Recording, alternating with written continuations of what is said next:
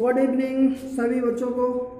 पूरे विद्यालय परिवार की तरफ से, हम सब लोगों की तरफ से हार्दिक शुभकामनाएं कि आप बहुत अच्छे अंकों के साथ उत्तीर्ण हुए 2022 की परीक्षा में। इसीलिए आपकी लालसा और जिज्ञासा को देख करके हमने नया टॉपिक चुना है आज आर्ट का।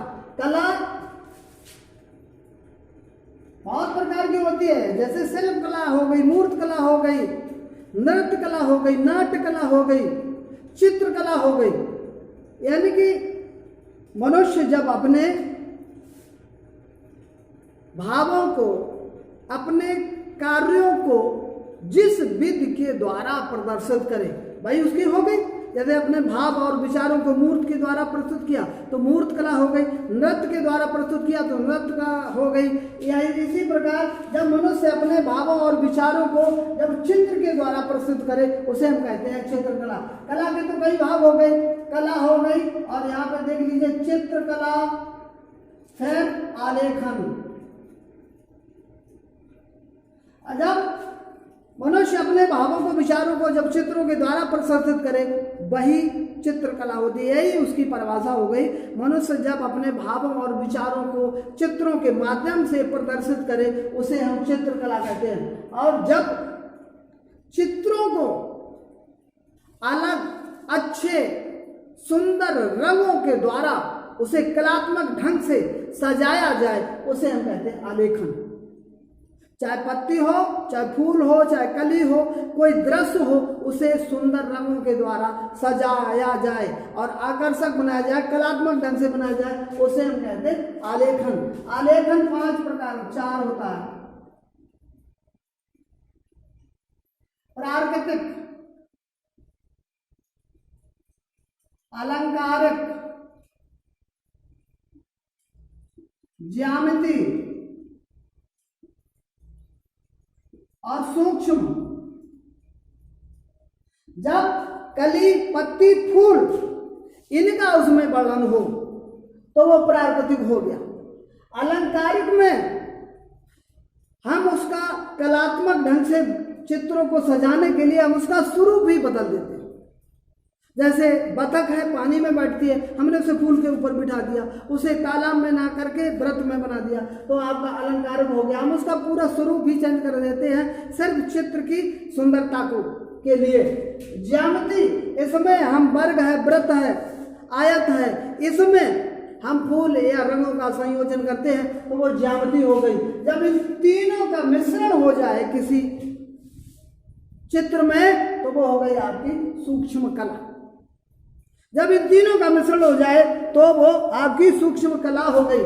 आलेखन की इकाई ही होती है, वृत्त है, आयत है, वर्ग है। अब नंबर आया आपका रंग का। रंग एक हो गया प्रारंभिक रंग, दूसरा हो गया द्वितीयक रंग। प्रारंभिक रंग 3 होते हैं, लाल, नीला, पीला। लाल, नीला, पीला। अब द्वितीय रंग कैसे बनते हैं? लाल जब नीले से मिले तो बनता है आपका बैगनी, नीला जब पीला से बनता है तो हरा बनता है, और पीला जब लाल से बनता है तो नारंगी। ये 3 रंग और बन गए। यानी कि क्रम याद रखिए, पहला दूसरे से, लाल जब नीले से जुड़ेगा तो बैगनी बन जाएगा, दूसरा तीसरे से, नीला जब पीले से जुड़ेगा तो आपका हरा बन जाएगा, फिर पीला जब लाल से जुड़ेगा पहले वाले से तो नारंगी बन जाएगा। यानी कि रंगों की संख्या हो गई 6। 3 प्रारंभिक रंग हो गए और 3 द्वितीय। इन्हें गौड़ रंग भी कहते हैं, इन्हें सेकेंडरी कलर भी कहते हैं, प्रारंभिक को प्राइमरी कलर भी कहते हैं, इन्हें मूल कलर भी कहते हैं, इन्हें मुख्य कलर भी कहते हैं। प्रारंभिक के 3 नाम हो गए, प्रारंभिक कलर, इन अंग्रेजी में प्राइमरी कलर, मूल कलर, मुख्य रंग। द्वितीय को हम सेकेंडरी कलर भी कहते हैं, गौड़ रंग भी कहते हैं। ऑस्वाल्ड जर्मनी के वैज्ञानिक थे, ऑस्टवाल्ड। इन्होंने रंगों की संख्या 8 बताई थी, 2 रंग और जोड़ दिए, वो रंग थे धानी और आसमानी।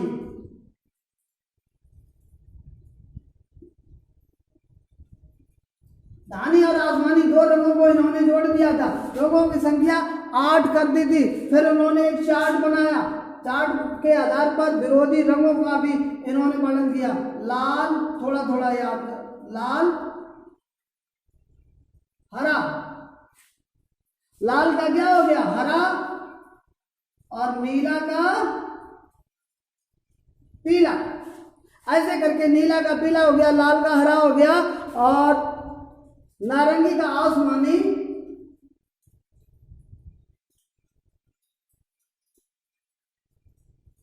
और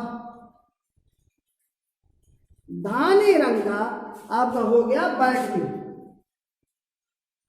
ये विरोधी रंग हो गए, लाल का नीला विरोधी, हरा का पीला विरोधी, नारंगी का आसमानी विरोधी, और धानी का बैगनी रंग, ये विरोधी अपोजिट कलर हो गई। ये भी कई बार परीक्षा में पूछे जाते हैं। अब नंबर आया आपका, जब हम आलेखन करेंगे तो हमें क्या याद रखना चाहिए, किन किन रंगों को हम गर्म रंग कहते हैं, किन्हीं को ठंडा रंग भी कहते हैं।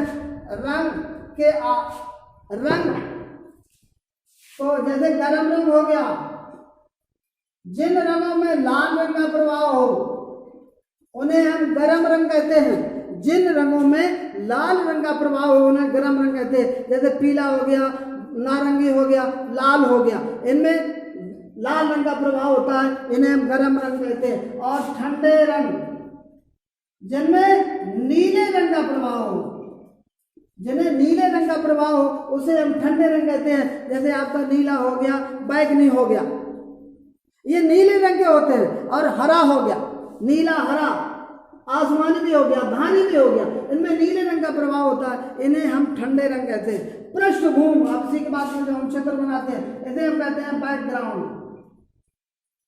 और किसी चित्र बनाने के लिए बैकग्राउंड, बैकग्राउंड को रंगने का ब्रश कितना होना चाहिए, याद रखिए आपको 7, 8, 9 नंबर का ब्रश होना चाहिए। 7, 8, 9 नंबर का ब्रश ही काम आता है। जब सफेद, जब हल्के, जैसे हम बैकग्राउंड को हल्के रंग से रंगेंगे तब तो हम क्या करेंगे, एक कलर से पीछे का बैकग्राउंड कोई भी रंग देंगे, और उसे हम डार्क रंग से रंगना है तो हम क्या करेंगे, हल्का रंग लगा के उसमें कुछ भी मिला दिया जाता है, उसमें तो सही कुछ भी मिला करके उसे हम गहरा कर देते हैं। गहरी पृष्ठभूमि में जब हम हल्का रंगेंगे तो 7, 8, 9 नंबर का ब्रश होगा, और जब हम गहरा रंगेंगे तो 3 और 4 नंबर का ब्रश होगा। ठीक, ये बैकग्राउंड के बारे में है। जब हम हल्के रंग से उसे रंगते हैं तो कोई भी कलर हो जाए, और गहरा रंग जब हम रंगेंगे और 3 और 4 नंबर का ब्रश होना चाहिए ये।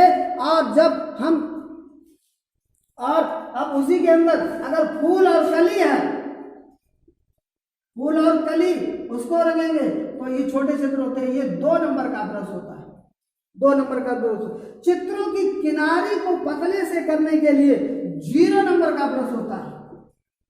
चित्र जो भी हमने बना दिए हैं उसको हम जब किनारी उसकी रंगना है तो हम उसे 0 रंग का। और एक और मेन पॉइंट याद रखें कि हल्का हल्का रंग पहले और गहरा रंग बाद में। ठीक, जब भी हम उसका आलेखन करें, जब भी हम उसे रंगे तो हल्का रंग पहले और गहरा रंग बाद में। अब यहाँ पे एक पॉइंट आ गया, जैसे हम आलेखन करेंगे, रंगेंगे तो हमें क्या ध्यान रखना चाहिए, क्या ध्यान रखना चाहिए। सबसे पहले जैसे आपका रंग है, प्याली है, पानी है, ये सदैव दाएं ओर सीधे हाथ की तरफ रखें, हम उसे सीधे हाथ की तरफ। इससे क्या होगा, जैसे हम रंग भरेंगे तो फिर हमारा गंदा नहीं होगा। अगर इसे एक बाएं ओर रखेंगे, वहां से रंग लग के आएंगे, हो सकता है रंग पतला हो गया या कुछ भी हो गया, वो कापी पर भी गिरेगा, खराब हो जाएगा। इधर रंग रखेंगे, यानी कि सदैव कहाँ रखेंगे, दाईं ओर रंग। प्याली है, चाहे कप है, या फिर रंग है, या फिर पानी है, इसे हम क्या करेंगे, अपने दाईं ओर रखेंगे। और इसमें चित्र में भी सबसे पहले क्या करेंगे, हल्के रंग को रंगेंगे और गहरे रंग को बाद में। और जिस रंग को अगर हमें करना है तो हम क्या कर देते हैं, उसमें कोई चीज़ और मिला देते हैं, काला है, नीला है, ये चीज़ मिला करके उसे हम क्या करेंगे कि थोड़ा गहरा कर लेंगे। और अब क्या करेंगे, फिर रंगने के लिए हमें क्या ध्यान रखना है कि सबसे पहले किसी भी प्रकार का रंग है बाहर ना निकले, कोई भी रंग है चित्र के बाहर नहीं निकलना चाहिए, और छोटे भागों को हल्के रंग से रंगें, और वो चटक छोटे भाग जो भी है उनको बहुत चटक रंग से रंगना चाहिए, और बड़े बड़े जो भाग होते हैं उनको हल्के रंग से रंगना चाहिए।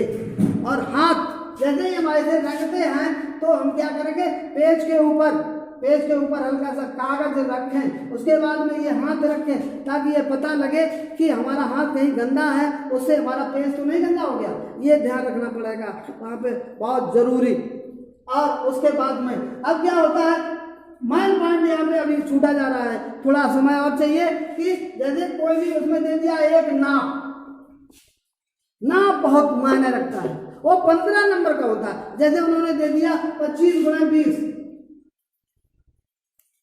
उन्होंने दे दिया 20 गुणा 25, 20 गुणा 25 सेंटीमीटर का आयत है, उसमें चित्र बनाइए और उसे रंगों से रंगिए। अब क्या करना है, ऐसे अब एक कलात्मक ढंग ये होता है, हमने क्या किया, 20 नंबर की 20 सेंटीमीटर की एक लाइन खींच दी, ठीक, ए और बी 20, उसमें क्या किया, इसमें 90 अंश का एक कोण बनाया पटरी प्रकार की सहायता से, एक बार काटा, 2 बार काटा, फिर इधर काटा, फिर इधर काटा, जहाँ पे मिला बिंदु को ऊपर बढ़ा दिया, ठीक। अब यहाँ पर भी ऐसे किया, एक ऐसे 90 अंश का कोण बनाया, ये फिर ऊपर काटा, फिर ऐसे और ये कर दिया। अब क्या किया, यहाँ पे ये हो गया 25 सेंटीमीटर, अब हमें 20 का है तो 20 पटरी में भर करके हम ऐसे काट लेंगे, इसे प्रकार हाथों को बना दिया, इसे भी अब इसको मिला दिया, ठीक। ये आपकी 25 सेंटीमीटर हो गई, ये 20 सेंटीमीटर हो गई, ये भी 20 सेंटीमीटर हो गई। इसे आप इसके अंदर आप चित्र बनाइए। ये आपके 15 नंबर का है, ये चित्र पेंसिल से जो बनाया, ये 15 नंबर बिल्कुल फाइनल हो गए, भले ही कोई काट दे 1 नंबर का, ऐसे ही चित्र मिलते हैं। 15 नंबर का आपका आलेखन होता है, बाद में शेडिंग भी होती है। तो अब यहाँ पे अगर यहाँ पे वर्ग दिया गया तब भी वही है, 25 सेंटीमीटर का कोई रेखा हमने खींच ली, उसके बाद में फिर 90 अंश का कोण बनाया ऐसे करके, और यहाँ पर फिर इसको मिलाया, ऊपर इधर काट लिया, फिर 25 भी इधर 90 अंश का कोण बनाया, काट के ऐसे मिलाया, काट लिया और बराबर इनको मिला दिया, ये 25 सेंटीमीटर का वर्ग हो गया। इसके अंदर बनाइए, इसका विशेष ध्यान रखना पड़ेगा आपको कि नाप बिल्कुल शुद्ध होनी चाहिए। यहाँ पे वर्ग भी हो सकता है, यहाँ पे वृत्त भी हो सकता है। विशेषता ध्यान रखें कि रंगों का प्रयोग उचित करें। जैसे हम अपनी सुंदरता, चित्र की सुंदरता बढ़ाने के लिए कभी कभी ये भी कर देते हैं कि जैसे कली है वहाँ पे नहीं है तो हम पीला रंग कर देते हैं। कली तो लाल ही होती है, जो पीला है उसका फूल अलग होता है। और जैसे हमें किसी की शाखा है, शाखा कभी लाल रंग से नहीं रखते हैं, क्या करते हैं, उसे धानी रंग हो गया, डार्क हरा रंग हो गया, पत्ती सदैव हरे रंग से रंगी जाती है। बैकग्राउंड को रंगने के लिए हम कभी एक रंग का प्रयोग करें, और अगर विशेषता हमारे दिमाग में आया है तो हम दूसरा कलर भी कर देंगे। और फिर इसमें ये भी आता है, शेडिंग वाला पॉइंट भी आता है कि हम ये देखें कि कुछ चित्र सभी नहीं रखने के लिए आते। जैसे उन्होंने बता दिया कि उसमें लिखिए इंडिया, ऐसे इंडिया लिख दिया, इंडिया अच्छे, और इसे कलर आप यहाँ पे है नहीं मेरे पास,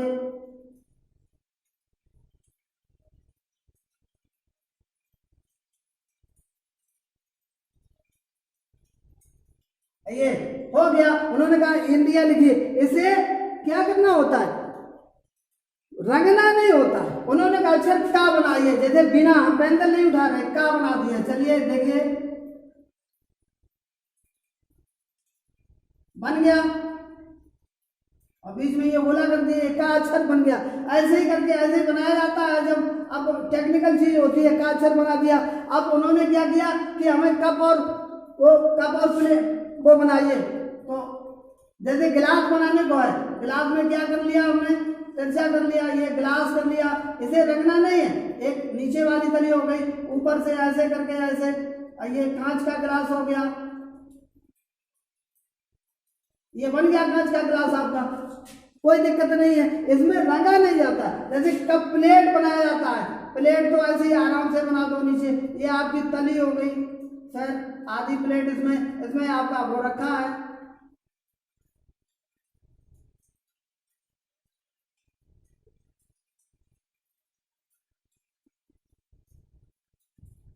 ये कप रखा है, इसमें टोटी भी लगी हुई है, ये बन गया आपका। इसे सुंदरता के लिए हम इसमें फूल भी बना देंगे, चलो भाई इसमें भी 2-4 फूल बना दो, का प्लेट हो गया।